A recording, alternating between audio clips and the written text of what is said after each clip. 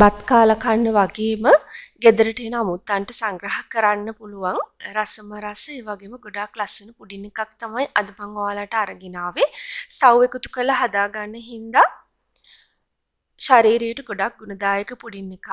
ඒ වගේම වෙනස්ම රසයක් තියෙන පුඩින් එකක්. බලමු කොහොමද හදාගන්නේ කියලා. මුලින්ම අපිට ඕනි වෙනවා කෝන් ෆ්ලා මේස හැඳි 3ක්. මම ඒක මේ විදිහට භාජනයකට දාගන්නවා.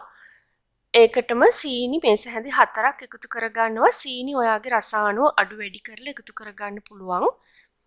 ඊළඟට අපිට ඕනි වෙනවා කිරි මිලිලීටර් 250ක්. පිටි කිරි ගන්නත් පුළුවන්, ෆ්‍රෙෂ් මිල්ක් ගන්නත් පුළුවන්, පොල් කිරි අරගන්නත් පුළුවන්. කැට හිටින් නැති වෙන්න ඔක්කොම ටික මේ විදිහට දිය කරගන්න.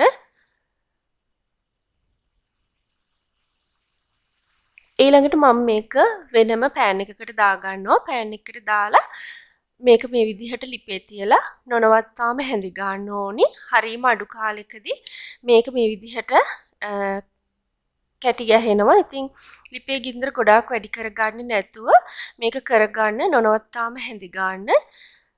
ඉතින් මෙන්න මේ පදමට සාමාන්‍ය විනාඩියක් විනාඩි 2ක් වගේ අතර කාලයකදී හරිම ඉක්මනට මේක කැටි ගැහෙනවා. ඉතින් මෙන්න මේ පදමට ආවට පස්සේ මම මේක ලිපෙන් අයින් කරගත්තා. ඊළඟට ඔයා කැමති නම් මේකට ෆුඩ් කලරින් මේ විදිහට එකතු කරගන්න පුළුවන්. එකතු කරලා හැන්දකින් චුට්ටක් මේ විදිහට එහා මෙහා කරන් ෆුඩ් කලරින් බිඳුවක් එකතු කරා නම් ඇති. අපිට ඕනි පොඩි රටාවක් මේක උඩ හදාගන්න. ඒ නිසා ගොඩාක් කලවම් කරන්න නැතුව මේ විදිහට එහා මෙහා කළා නම් ඇති. ඊළඟට මම පුඩින් එක දාගන්න භාජනයේ පොල් තෙල් හරි එහෙම නැත්නම් බටර් මාජරින් වගේ දෙයක් හරි ගාගත්තා. ඊළඟට හදාගත්ත පුඩින් මිශ්‍රණය මේ විදිහට භාජනයට දාගන්න. දැන් මේකේ මතු පිට පොඩ්ඩක් තුනී කරලා ලස්සනට හදාගන්න. ඊළඟට ශීතකරණයේ යට කොටසේ මේක තියාගන්න. එතකොට මේක ඔයාට සෙට් කරගන්න පුළුවන්. මේක ෆ්‍රිජ් එකේ තියෙන අතරේදී අපි පුඩින් එකේ ඉතුරු ටික හදාගමු. මම මෙතනදී අරගත්ත සව් මේස හැඳි 2ක් සෝදලා පිරිසිදු කරලා අරගත්තේ. ඊළඟට ඒකත් ලිපේ තියාගන්න පුළුවන් භාජනයකට දාලා සව් ටික වැහෙන ප්‍රමාණයට වතුර දාලා සව් ටික තඹ ගන්න ඕනි.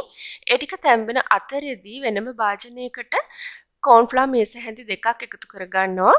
සීනි මේස හැඳි 3කුත් එකතු කරගන්නවා.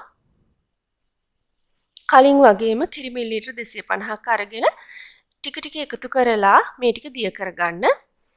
ඉතින් පිටි කිරි, ෆ්‍රෙෂ් මිල්ක්, පොල් කිරි මේ කැමති දෙයක් ඔයාට එකතු කරගන්න පුළුවන්. මම මෙතෙන්දී එකතු කරගන්නේ පොල් කිරි. දැන් ලුණු පිංචකුත් එකතු කරගන්න ඒකටම. ඔක්කොම දේවල් මේ විදිහට හොඳට දිය කරගන්න ඕනි. දැන් සව් ටික තැම්බීගෙන එන්නේ. සව් ටික මෙන්න මේ ගානට තැම්බුණා නම් ඇති.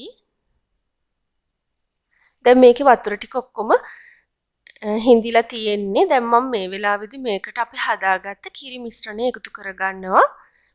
කිරි ටික එකතු කරලා නොනවත්තාම හැඳි ගන්න ඕනි. ලිපේ ගින්දර ගොඩාක් වැඩි කරගන්න එපා.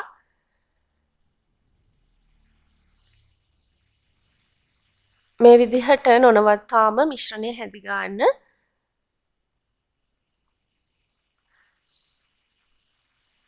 මේ වෙලාවේදී ඔයා කැමති නම් මේකටත් ෆුඩ් කලරින් බිඳු 2ක් එකතු කරගන්න පුළුවන්. මම රෝස පාට ෆුඩ් කලරින් බිඳු 2ක් එකතු කරගත්තා. ඒකත් විනාඩියක් වගේ යනකොට මෙන්න මේ වගේ කැටි ගැහෙනවා. ඉතින් මෙන්න මේ ගානට මිශ්‍රණයේ පදම තිබුණා නම් හරි. දැන් මේ වෙලාවේ මම ලිප් ඔෆ් කරගත්තා. ෆ්‍රිජ් එකේ තිබුණු පුඩින් මිශ්‍රණය මම දැන් එළියට අරගෙන ආවා. ඒක සෙට් වෙලා තියෙන්නේ. දැන් හදාගත්ත සව් මිශ්‍රණය මම මේක උඩින් දාගන්නවා. දාලා මේක මතු පිට පොඩ්ඩක් තුනී කරගෙන මිශ්‍රණය නිවෙන්න පැත්තකින් තියාගන්න.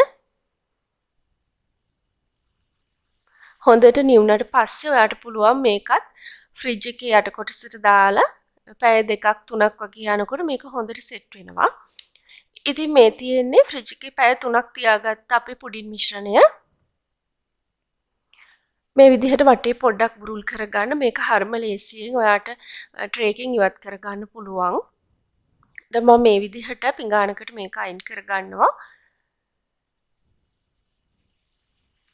පොල් තෙල් බටර් වගේ දේවල් ගාලා අරගත්ත නිසා පුඩින් එක කැඩෙන්නේ නැතුව හරිම ලස්සනට වාජනෙන් ඉවත් කරගන්න පුළුවන්. ඔයාට පේනවා මතු පිට හරිම ලස්සනට පුඩින් එකේ තියෙනවා. ඉතින් අවශ්‍ය ප්‍රමාණයේ කෑලි වලට මේක කපා ගන්න. හරිම ලේසියෙන් හදාගන්න පුළුවන් ගොඩාක් රසවත් පුඩින් එකක්. ඔයත් ගෙදරදී හදලා රස කොහොමද කියලා පහලින් කමෙන්ට් කරන්න.